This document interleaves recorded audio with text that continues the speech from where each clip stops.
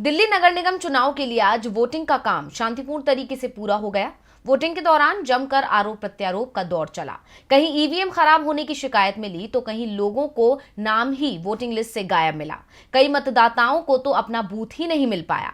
तो कैसा रहा आज का मतदान और कितनी हुई वोटिंग, देखिए ये रिपोर्ट। दिल्ली नगर निगम की सभी 250 सीटों पर शाम 5:30 बजे वोटिंग का काम पूरा हो गया।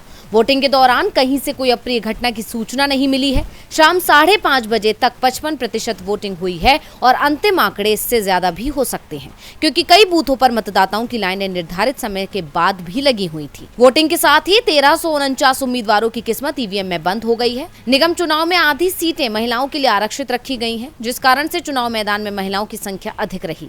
कुल 709 महिलाएं और 640 पुरुष उम्मीदवारों ने चुनाव लड़ा। वोटिंग के लिए दिल्ली में कुल 13,665 पोलिंग बूथ बनाए गए थे, जहां सुबह से ही मतदाताओं की लंबी लंबी लाइन लग गई। एमसीडी में मुख्य मुकाबला बीजेपी, कांग्रेस और आप के बीच माना जा रहा है। इस बार चुनाव नए परिसीमन के बाद हो रहे हैं, जिस कारण कई मतदाता परेशान दिखाई दिए। कई लोग तो अपना पोलिंग बूथ ही नहीं खोज पाए, तो कई लोगों के नाम ही वोटिंग लिस्ट से गायब मिले। दिल्ली कांग्रेस अध्यक्ष अनिल चौधरी का नाम भी वोटर लिस्ट में नहीं था। कांग्रेस प्रवक्ता राधिका खेड़ा का भी नाम वोटिंग लिस्ट से गायब हो गया, जिसके कारण वो वोट नहीं डाल पाई। इस मामले पर अब राजनीति भी शुरू हो चुकी है। अनिल चौधरी ने दावा किया है कि यूपी की तरह दिल्ली में भी अल्पसंख्यक समुदाय के लोगों के वोट काट दिए गए हैं।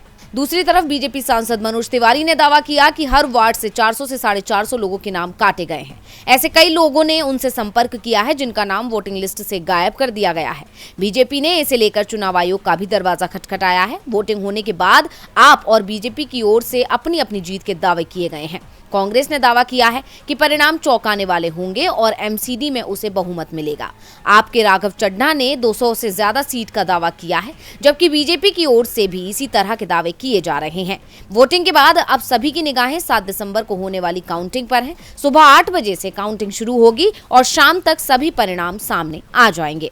डीवी लाइव की रिपोर्ट।